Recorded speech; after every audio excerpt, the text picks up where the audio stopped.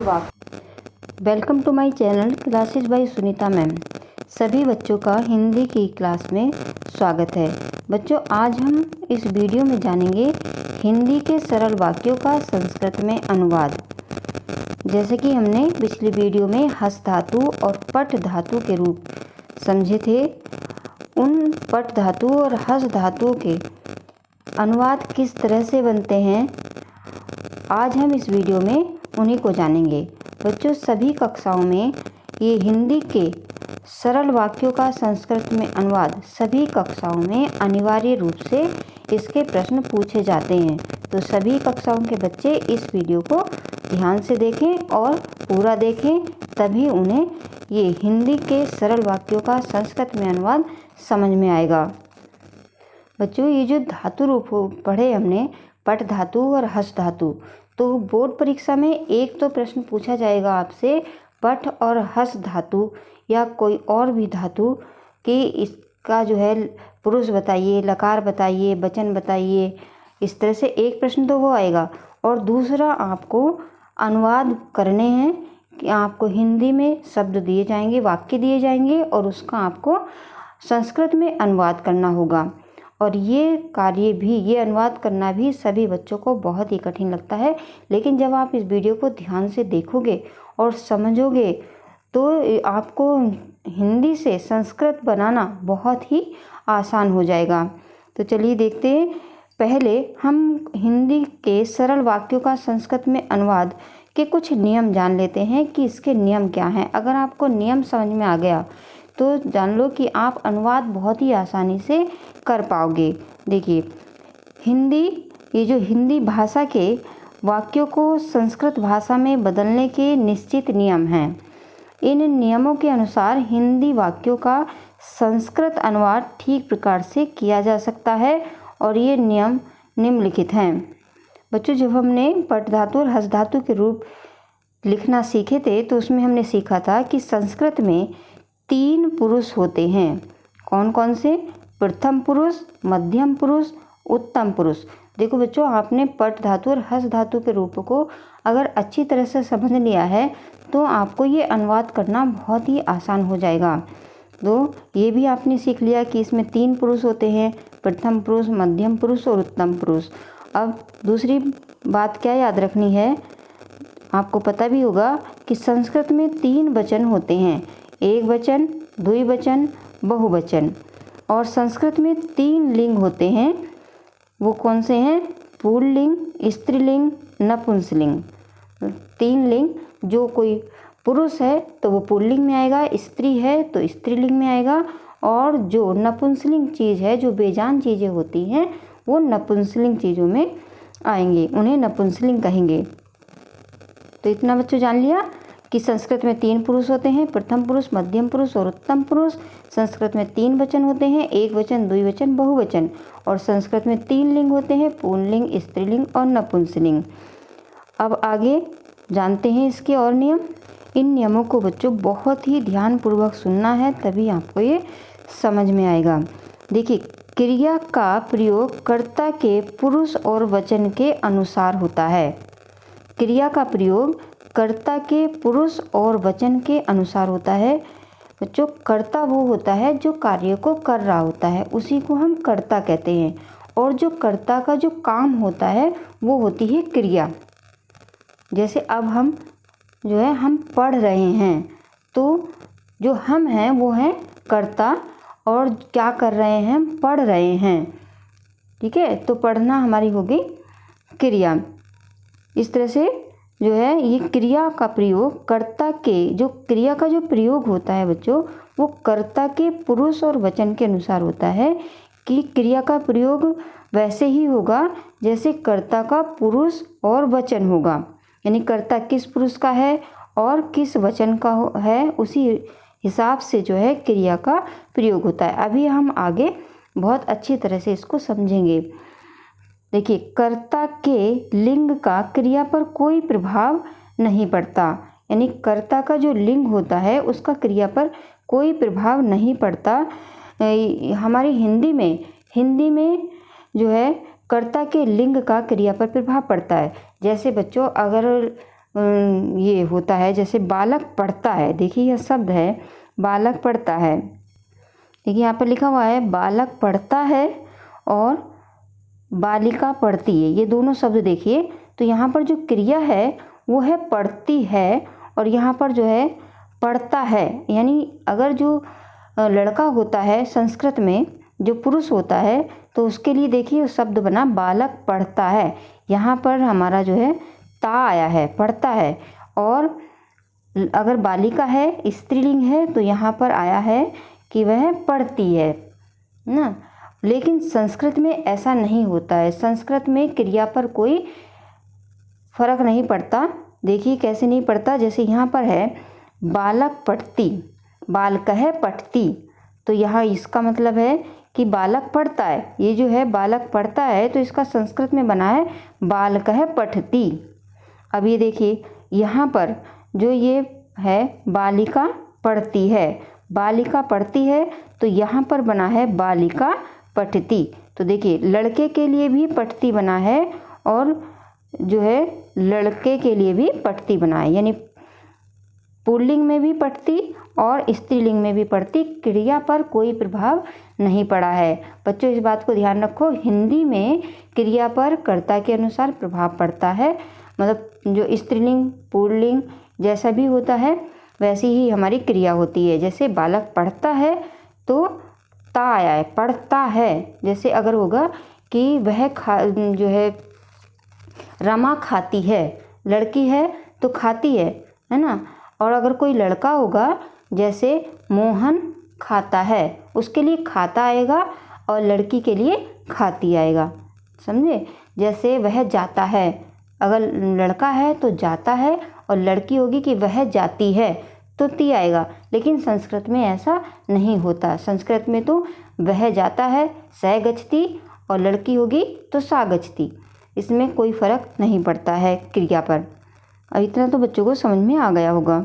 बच्चों जब हमने रूप पढ़े थे तो हमने ये भी जान लिया था कि संस्कृत में क्रियाओं का बोध कराने के लिए प्राय 5 लकारों का प्रयोग किया जाता है, और ये 5 लकार इस प्रकार हैं। देखिए ये पहला है लट लकार, इसका प्रयोग वर्तमान क्रियाओं के लिए किया जाता है। दूसरा लंग लकार, इसका प्रयोग भूतकाल की क्रियाओं के लिए किया जाता है। तीसरा लट लकार, इसका प्रयोग भविष्यकाल की क्रियाओं के लिए किया जाता है। लोट लकार, इसका प्रयोग आज्ञा की या प्रार्थना में होता है। विधिलिंगिकार, इसका प्रयोग संभावना, शर्त, परामर्श, चाहिए के अर्थ में होता है।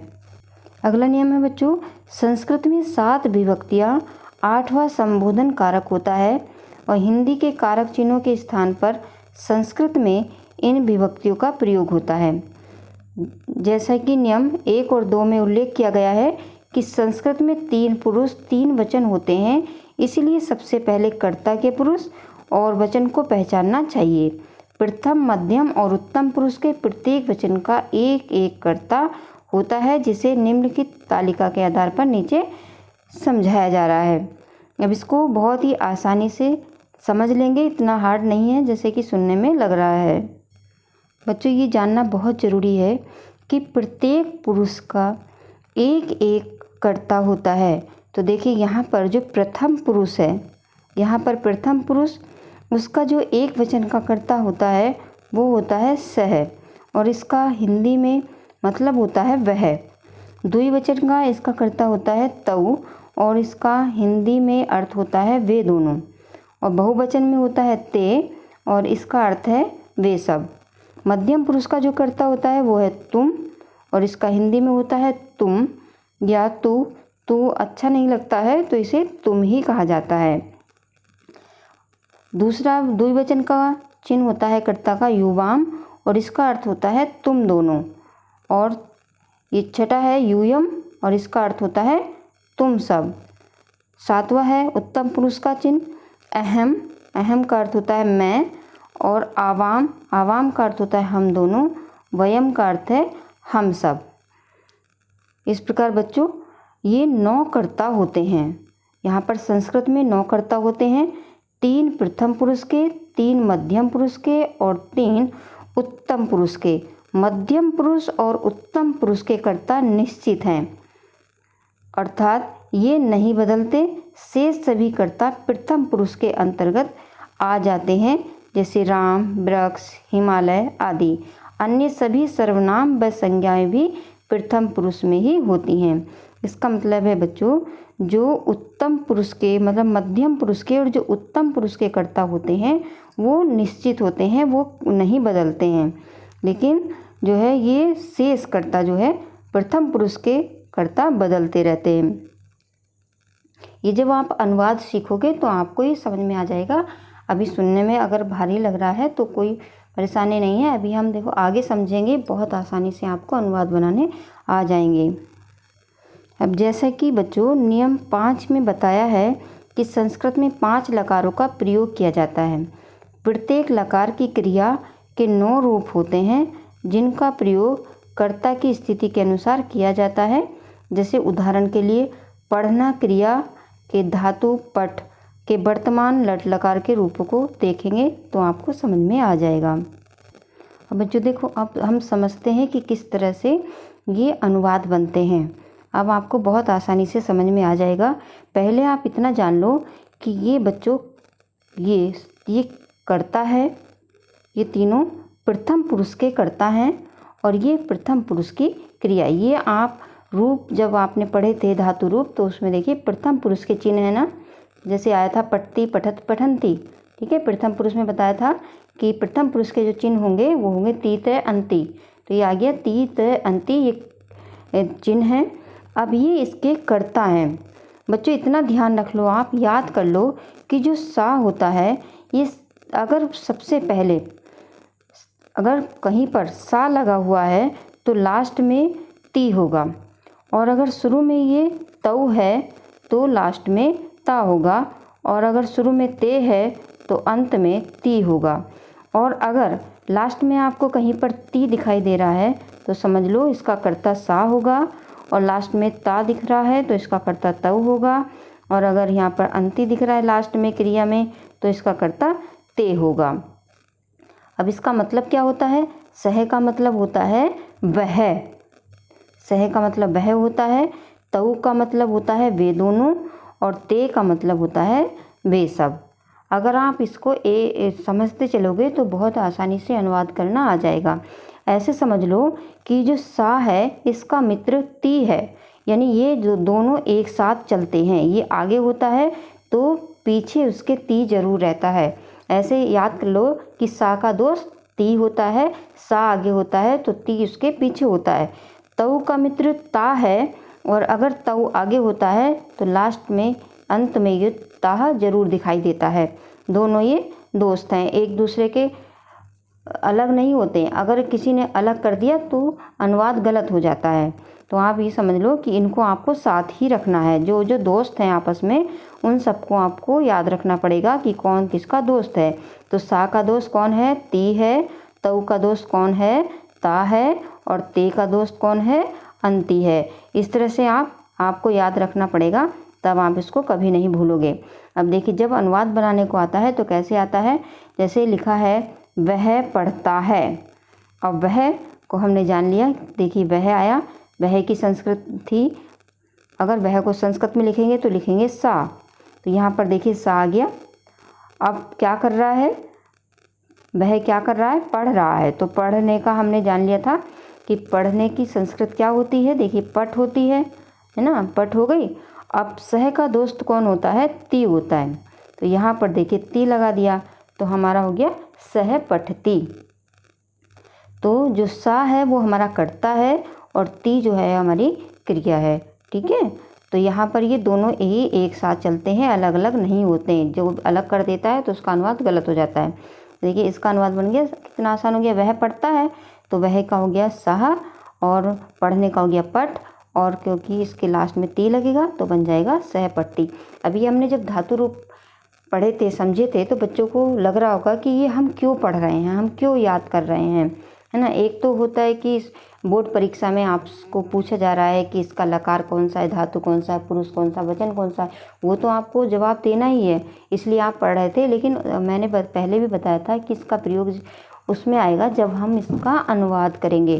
जब हम इसमें अनुवाद करना सीखेंगे तब इसका मतलब भी हमें पता चल जाएगा कि हम इसको क्यों पढ़ रहे हैं। अब देखिए हमने पठती याद किया था, तो यहाँ पर आसानी से हम इसको लिख पा रहे हैं, सह पठती। अब दूसरा है वे दोनों पढ़ते हैं। अब वे दोनों की संस्कृत होती है तऊ। और तो देखिए यहाँ पर वे दोनों पढ़ते हैं तो क्या बनेगा, वे दोनों पढ़ते हैं तो इसका आएगा, तो यहाँ पर ये एक मात्रा और लगेगी, इसमें ये नहीं लगी है तो ये बनेगा तऊ, तऊ पठत। ठीक है, यहाँ पर देखिए अगर तऊ लगा है तो लास्ट में ता जरूर लगेगा। ठीक है, समझ में आ गया, तऊ पठत। और यहाँ पर ते अंति, ते का साथी होता है अंति, तो देखिए वे सब पढ़ते हैं, वे सब पढ़ते हैं तो बनेगा, वे सब पढ़ते हैं तो बना है ते पठंती। अब बच्चों इतना याद रखो कि अगर सा है सा तो उसका ती लगेगा और तऊ का ता लगेगा और ते के लास्ट में अंति लगेगा। ये इसके कर्ता हैं और ये इसकी क्रिया हैं, इतना आप याद रख लेंगे। और फिर किसी भी धातु के रूप आपको या बनाना है तब भी इसमें काम आते हैं, और अगर और भी अनुवाद आपको किसी भी धातु से बनाने हैं तब भी आपको यही चिन्ह आपके रहेंगे, इसमें परिवर्तन नहीं होगा। भी देखिए मध्यम पुरुष का चिन्ह है यहाँ पर, मध्यम पुरुष का होता है तुम, त्वम, युवाम, यूयम, और इसके साथी मित्र हैं सी। यहाँ पर देखिए युवाम का था होता है हल विसर्ग वाला और यूयम का बिना विसर्ग वाला था।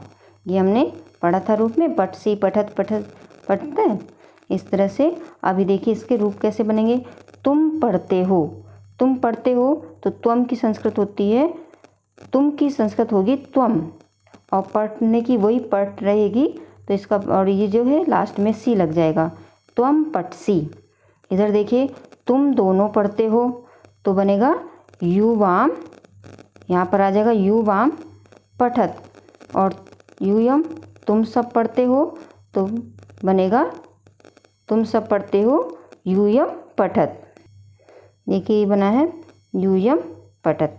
तो यहाँ पर आपको देखना है कि तुम की संस्कृत त्वम होगी, तुम दोनों की युवाम होगी और तुम सबकी यूयम होगी, और अंत में कोई परिवर्तन नहीं होगा। देखिए यही लगा है पठसी पठत पठत। बस आपको कर्ता याद रखना है कि मध्यम पुरुष के कर्ता कौन है, त्वम, युवाम, यूयम।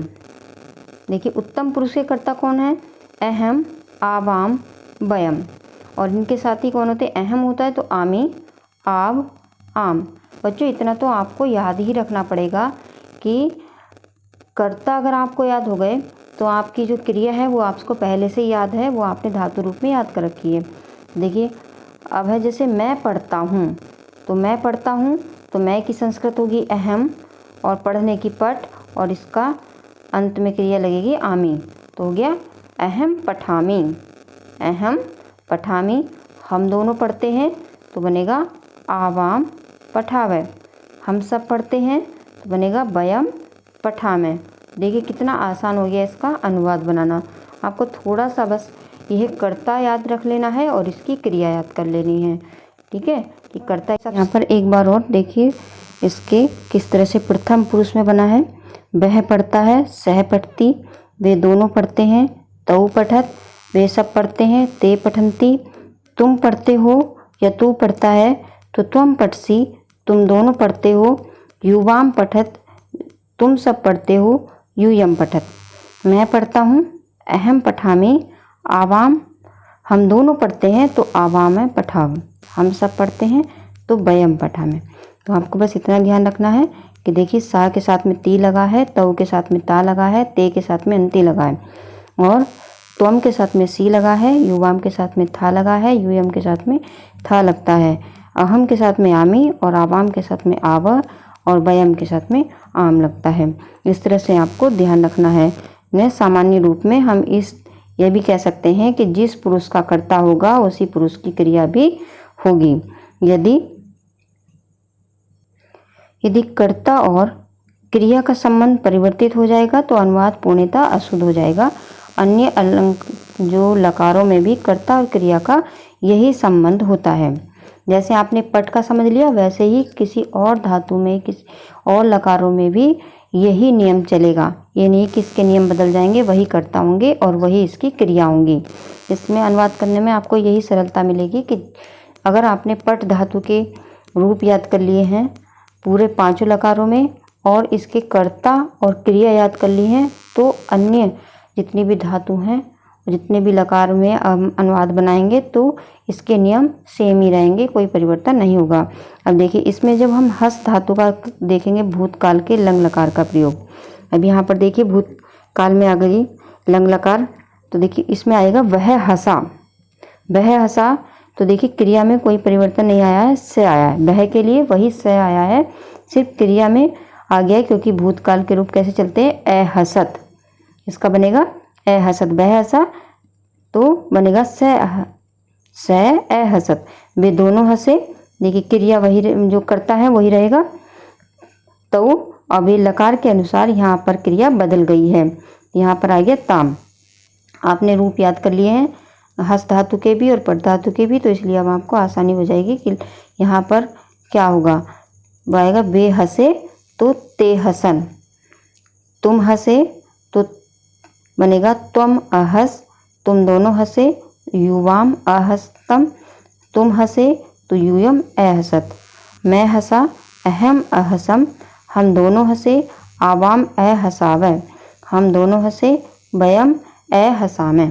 इस तरह से देखिए लकार के बदलने पर यहाँ पर हमारी क्रिया तो बदल गई। लकार के जैसे लंग लकार के जैसे रूप चलते हैं उसी के हिसाब से यहाँ पर क्रिया लगी है, लेकिन कर्ता में कोई परिवर्तन नहीं हुआ है। देखिए लोट लकार का भी समझ लीजिए। जैसे देखो है वह पढ़े, तो आएगा कर्ता वही रहेगा, सिर्फ यहाँ पर लकार के हिसाब से ये बदल जाएगा, चिन्ह बदल जाएगा यहाँ पर, क्योंकि लोट लकार में तू आता है।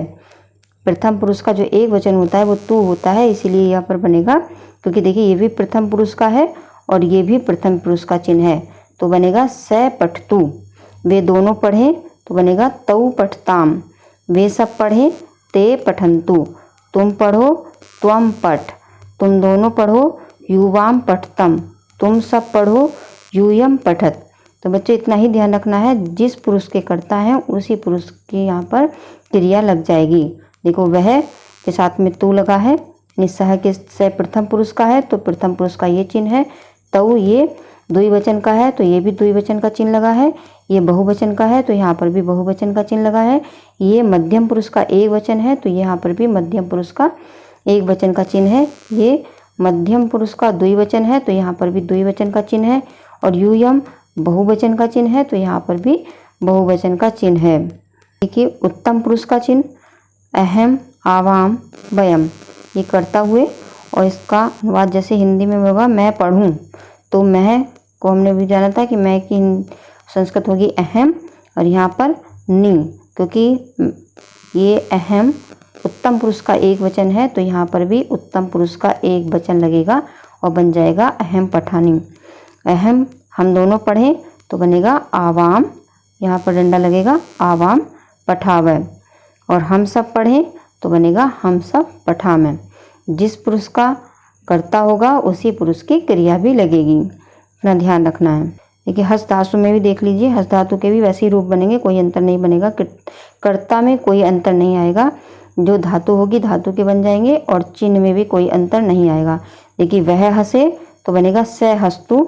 वे दोनों हंसे तौ हस्ताम। वे हंसे ते हसंतु। तुम हंसो तो बनेगा। बच्चों यहाँ पर हमने जाना था कि जो ये मध्यम पुरुष में जो धातु होती है वही लग जाता है, इसमें कोई चिन्ह नहीं लगता है। तो यहाँ पर बनेगा तुम हंसो त्वम हंस। तुम दोनों हंसो तो बनेगा युवाम हस्तम। तुम सब हंसो तो बनेगा यूयम हसत।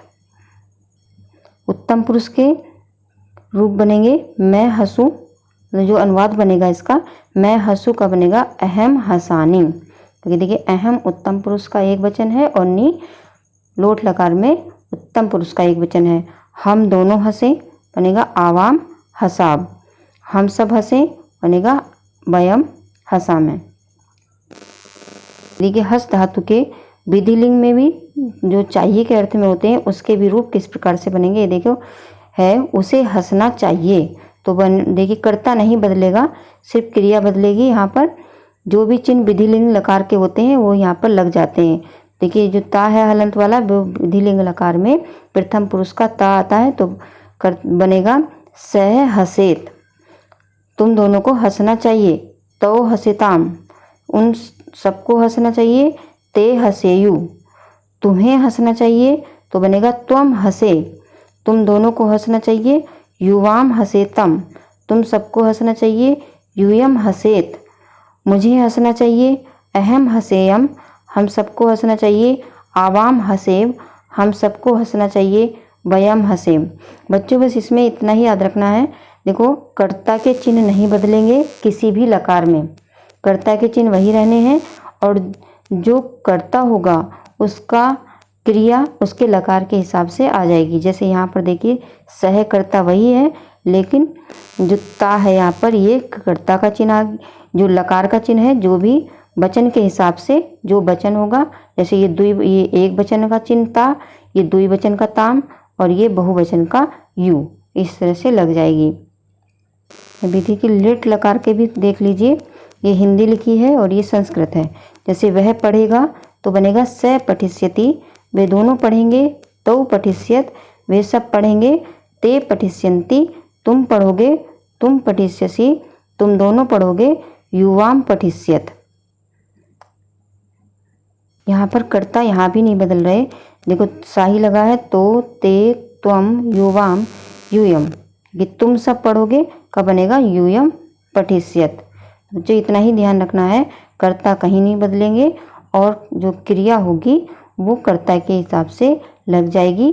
देखिए स पठती तो बनेगा स पठिष्यति, ठीक है। तो वे दोनों पढ़ेंगे तो पठिष्यत, वे सब पढ़ेंगे, ते पठिष्यन्ति, तुम पढ़ोगे, तुम पठिष्यसि, तुम दोनों पढ़ोगे, युवाम पठिष्यत, तुम सब पढ़ोगे, यूयम पठिष्यत।